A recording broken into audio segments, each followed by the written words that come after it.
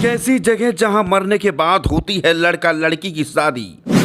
अगर 18 साल से पहले हो जाती है लड़का लड़की की मौत तो मरने के बाद की जाती है उनकी शादी।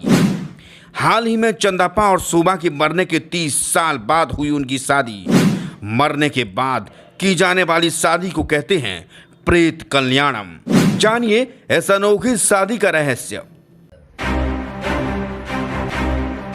हिंदू धर्म में शादी को 7 जन्मों का रिश्ता माना जाता है। ऐसे ही अन्य धर्मों के अपने अपने रीत रिवाज हैं, लेकिन मौत के बाद शादी का रिवाज आपने शायद नहीं सुना होगा। कर्नाटक के दक्षिण कन्नड़ जिले में ऐसा मामला सामने आया है जिसे जानकर आप चौंक जाएंगे। यहाँ मर चुके बच्चों की शादी की गई। इस प्रथा को प्रेत कल्याणम कहते हैं। 2 शिशुओं के मरने के बाद गुरुवार को शादी की गई।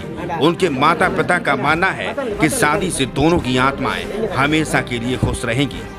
वैसे यह इकलौता मामला नहीं है जहां 2 मरे हुए बच्चों की शादी की गई। प्रेत कल्याणम एक ऐसी परंपरा है जो अभी भी कर्नाटक और केरल के कई हिस्सों में कुछ समुदाय में गहराई तक बसी हुई है। चंदापा और शोभा के मरने के बाद 30 साल बाद उनकी शादी की गई। एक यूट्यूबर एनी अरुण ने अपने ट्विटर पर इस घटना के बारे में विस्तार से जानकारी दी है। उन्होंने कहा है कि चंदापा और शोभा के मरने के 30 साल बाद उनकी शादी की गई। दरअसल बच्चों के मरने के कई साल बाद उनकी शादी की जाती है। अरुण ने लिखा, मैं आज एक ऐसी शादी में शामिल हो रहा हूँ। आप पूछ सकते हैं कि यह ट्वीट करने लायक क्यों है। खैर, दूल्हा असल में मर चुका है और दुल्हन भी मर चुकी है। वे लगभग 30 साल पहले मर चुके हैं। आज उनकी शादी है। उन लोगों के लिए जो दक्षिण कन्नड़ की परंपराओं से वाकिफ नहीं हैं, उनके लिए यह अजीब लग सकता है, लेकिन यह यहाँ की एक परंपरा है। एनी अरुण ने शादी की सभी रस्मों की वीडियो शेयर की हैं। उनके मुताबिक जो बच्चे या फिर 18 वर्ष से कम उम्र में मर जाते हैं और उनकी शादी नहीं होती है तो मरने के बाद उनकी शादी कराई जाती है। उनकी शादी किसी ऐसे बच्चे से की जाती है जो लगभग एक साथ मरे हों। दक्षिण कन्नड़ के एक सोशल मीडिया यूजर्स ने कहा कि ऐसी परंपराएं चलन में हैं क्योंकि लोग मानते हैं कि उनके प्रियजन की आत्मा भटकती रहती हैं और उन्हें कभी मोक्ष नहीं मिलता। यूजर ने लिखा है कि ऐसा इसलिए लगता है क्योंकि किसी का जीवन विवाह के बिना अधूरा है और परिवार को भटकती आत्मा से समस्याओं का सामना करना पड़ सकता है। एनी के मुताबिक इस प्रथा को प्रेत कल्याणम कहते हैं।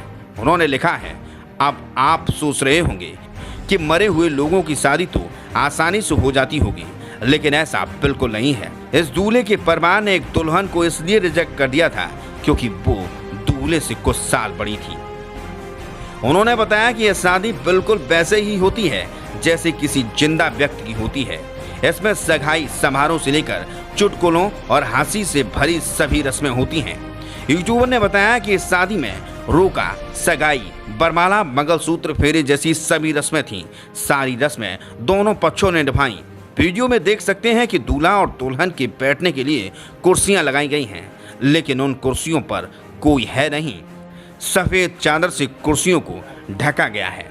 दूल्हा सबसे पहले धारे साड़ी लाते हैं जिसे दुल्हन को लगन या मुहूर्त के समय पहननी होती है। दुल्हन को कपड़े पहनने के लिए भी पर्याप्त समय दिया जाता है और सभी रस्में ऐसी होती हैं जैसे कि पिछड़ी आत्माएं परिवार के सदस्य में से हों। शादी और मौजूद रिश्तेदार उनकी शादी करवाते हैं। रिश्तेदार कन्यादान करते हैं, मंगलसूत्र पहनाते हैं, फेरे करवाते हैं और शादी के बाद सभी दूल्हा दुल्हन को आशीर्वाद देते हैं। एनी अरुण ने बताया कि मुहूर्त से लगभग 5 मिनट पहले तक परिवार के किसी भी सदस्य ने दूल्हा और दुल्हन का नाम नहीं पूछा। उन्होंने कहा, मजेदार बात यह है कि सगाई के बाद किसी ने नहीं सोचा था कि उन्हें दूल्हा और दुल्हन का नाम पूछना चाहिए। अभी पूछ रहे थे, मुहूर्त से 5 मिनट पहले तक पूछ रहे थे। खैर, यहाँ चंपा की शादी शोभा से हो रही है। उन्होंने कहा कि बच्चों और अविवाहित वयस्कों को शादी देखने की अनुमति नहीं होती है। मुहूर्त के समय दूल्हे की आस्तीन दुल्हन की साड़ी के पल्ले से बंधी होती है और इसी तरह पूरी शादी को अंजाम दिया जाता है। अब सवाल आता है कि शादी के बाद क्या होता है।